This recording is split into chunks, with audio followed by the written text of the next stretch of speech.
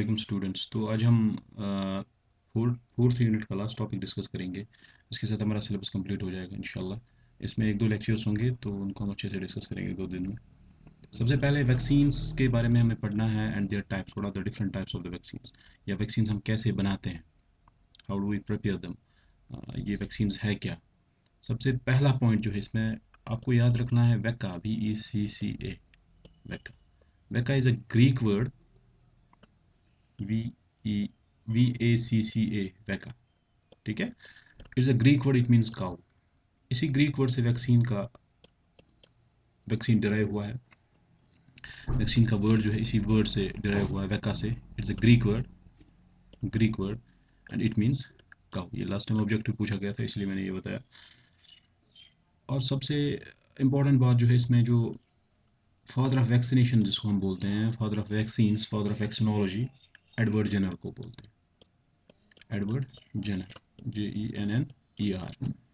Edward Jenner ने cowpox पे बहुत काम किया है। काउपॉक्स का वैक्सीन उसने डेवलप किया था।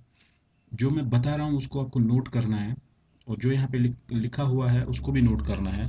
आप ये मत समझना कि जो स्लाइड्स पे लिखा है वो पूरा लिखा है, वही बस वही हमें नोट करना है। जो मैं बता रहा हूँ, जो मैं एग्जाम्पल्स दूंगा वगैरह, वो आपको नोट करनी ज़रूरी है, ये वो बहुत इंपॉर्टेंट है। यहाँ पे सब की सब एग्जाम्पल्स नहीं दी होंगी। उसके बाद लुइस पास्चर आया था। लुइस पास्चर ने क्या बोला? लुइस पास्चर ने बोला, इसने एक बहुत अच्छा कॉन्सेप्ट दिया कि जो हार्मफुल पैथोजेंस होते हैं, मतलब जो इनकी हार्मफुलनेस होती है, उसको हम मिटिगेट कर सकते हैं, कम कर सकते हैं, वीकन कर सकते हैं उसको। हम इस पैथोजन को वायरुलेंट से अवायरुलेंट बना सकते हैं। ये इसने बोला था लुइस पास्चर ने, और इसने कॉलरा का, एंथ्रैक्स का और रेबीज का वैक्सीन बनाया था। तो अगर हम बात करें इम्यूनाइजेशन का, इम्यूनाइज करना या वैक्सीनेशन करना, ये किसको बोलते हैं? हम इसको बोलते हैं स्टेट ऑफ प्रोटेक्टिव इम्यूनिटी। मतलब अपने आप को प्रोटेक्ट करके रखना किसी पैथोजन से जो इफेक्ट कर सकता है हमें, उसको हम इम्यूनाइजेशन बोलते हैं।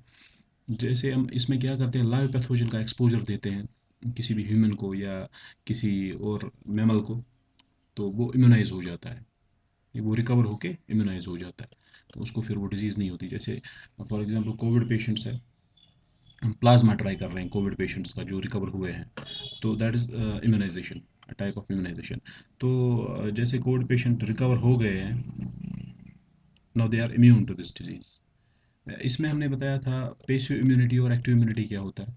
ये बहुत इंपॉर्टेंट पॉइंट है, इस पर भी क्वेश्चन आता है कभी कभी। इसमें कन्फ्यूजन होता है लोगों को। तभी इसमें पेशियो इम्यूनाइजेशन है, ये प्रीफॉर्म्ड एंटीबॉडीज़ जो होती है, जब वो हम इंजेक्ट करेंगे किसी पेशेंट में, किसी रेसिपेंट में, जो पहले ही एंटीबॉडीज़ बना रखी है हमने। जैसे फॉर एग्जांपल, यहाँ पे बहुत इंपॉर्टेंट एग्जांपल है, ये आपको याद रखनी है। When maternal immunoglobulin, immunoglobulin G जो है, ये क्रॉस करता है प्लेसेंटा को to the foetus, developing mother से, ये सॉरी दिस मैटरनल मदर से ये डेवलपिंग फीटस को ट्रांसफ़र हो जाता है। इम्यूनोग्लोबुलिन जी ही एक इम्यूनोग्लोबुलिन जी होता है। जी मतलब यही एक इम्यूनोग्लोबुलिन है जो ट्रांसफ़र होता है मदर से फीटस में। तो दिस इज पेसिव इम्यूनाइजेशन। ये बच्चे को माँ पेसिवली इम्यूनाइज करती है, पेसिव इम्यूनाइजेशन देती है। एक्टिव इम्यूनाइजेशन का क्या मतलब है? हम डायरेक्ट कंटैक्ट रखते हैं इसके साथ, माइक्रो ऑर्गेनिज्म के साथ या इन्फेक्शन के साथ, हम डायरेक्ट कंटैक्ट दे देते हैं पेशेंट को। ठीक है, इसमें क्या होता है, जैसे हम वैक्सीन एडमिनिस्टर करते हैं, वैक्सीन देते हैं बंदे को। वैक्सीन क्या है? वैक्सीन असल में वीकनेड पैथोजन होता है।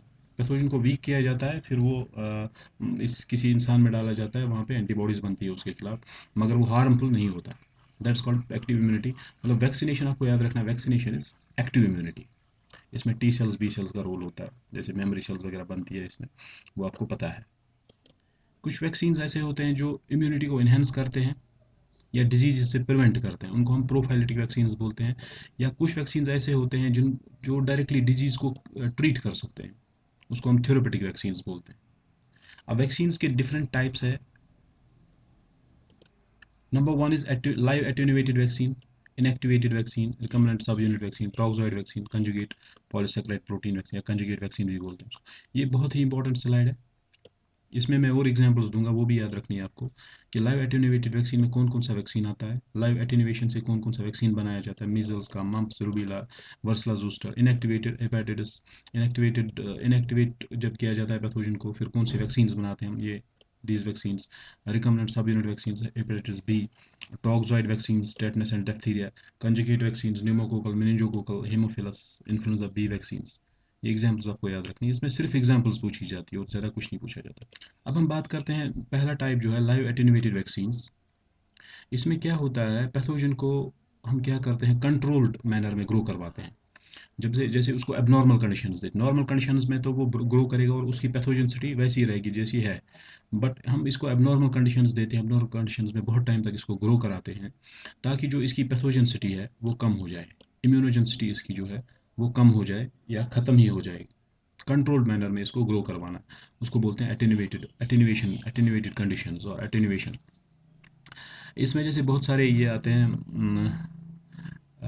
वैक्सीन्स आते हैं, जैसे BCG है, BCG बेसिलस कालमेटिगोरियन, ये इसमें एक वैक्सीन आता है लाइव एटेन्यूएटेड में। ये बाइल के मीडियम में हमने इसको ग्रो किया गया था, तब इसकी जो पैथोजेनिसिटी वो कम हो गई थी और इसके खिलाफ ये this vaccine was prepared for against this. उसके बाद और एक वैक्सीन आता है, ये जो मैं बता रहा हूँ, you have to note them, you have to note all these things जो मैं बता रहा हूँ, यहाँ पे लिखी नहीं है ये। इसके बाद सेबीन पोलियो वायरस है, SABIN, सेबीन polio virus, polio vaccine, सेबीन polio vaccine जो है। उसके बाद स्मॉल पॉक्स का वैक्सीन, या आपका चिकन पॉक्स का वैक्सीन, या इन्फ्लुएंजा का वैक्सीन, येलो फीवर का वैक्सीन, ये सब वैक्सीन्स लाइव एटेन्यूएटेड वैक्सीन्स में आते हैं।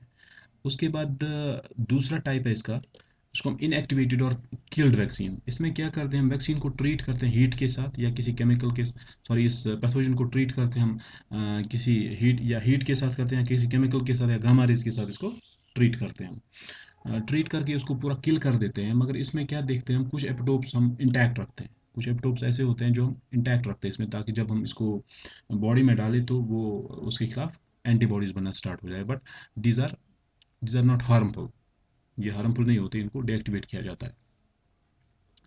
अब इसमें जो एग्जांपल्स है आपकी, एग्जांपल्स में आपको याद रखना है, यहाँ पे और एक बात मैं बताता हूँ, जो हीट किलिंग है, हीट से किल करते हैं हम इसको, हीट इनएक्टिवेशन है, वो अब ऑब्सलीट हो गया, हम ऐसा नहीं करते क्योंकि इसमें पूरा का पूरा प्रोटीन जो है डिनेचर हो जाता है।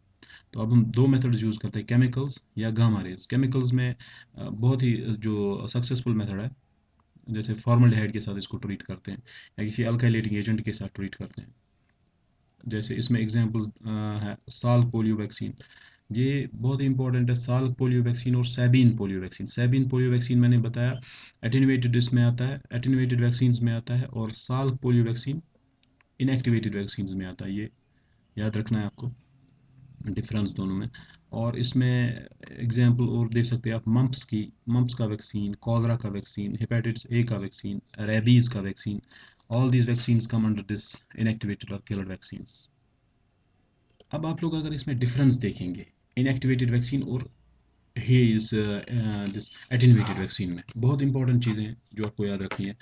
एटेन्यूएटेड वैक्सीन जो है, attenuated vaccine it requires single booster, मतलब एक बार डाल दिया हमने एटेन्यूएटेड पैथोजन तो उसके बाद हमें डालने की ज़रूरत नहीं है, एंटीबॉडीज़ बनेंगी। ऐसा इनएक्टिवेटेड वैक्सीन में नहीं होता, ये पूरा का पूरा इनएक्टिवेटेड होता है, इसमें मल्टीपल बूस्टर्स देने पड़ते हैं, मल्टीपल डोजेज देने पड़ते हैं इस इनएक्टिवेटेड वैक्सीन के। उसके बाद जो आपका एटेन्यूएटेड वैक्सीन है, ये लेस स्टेबल है, it can revert back to the virulent form, मतलब ये हार्मफुल फॉर्म में वापस कन्वर्ट हो सकता है, इसलिए ये लेस स्टेबल है। मगर जो इनएक्टिवेटेड वैक्सीन है, inactivated vaccine is more stable, ये नहीं, it can not revert back, ये हार्मफुल फॉर्म में वापस नहीं जा सकता।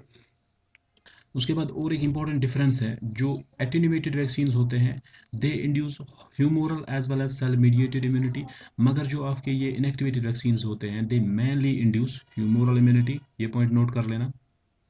इसके बाद ये बहुत इंपॉर्टेंट पॉइंट है कि जो एटेन्यूएटेड वैक्सीन है वो सिर्फ वो दोनों को इंड्यूस कर सकता है, ह्यूमोरल और सेल मीडिएटेड को भी, और जो इनएक्टिवेटेड वैक्सीन है वो सिर्फ humoral, यानी mainly inactivated vaccines can induce humoral immune system, immune responses. So you have to remember all these things, जो मैंने बोली है उनको, जो मैंने बताई है, तो उनको आपको नोट डाउन करना है। यहाँ पे वो सारे पॉइंट्स नहीं लिखे हुए हैं। नेक्स्ट लेक्चर इसका इंशाल्लाह कल देखेंगे हम। अस्सलाम वालेकुम।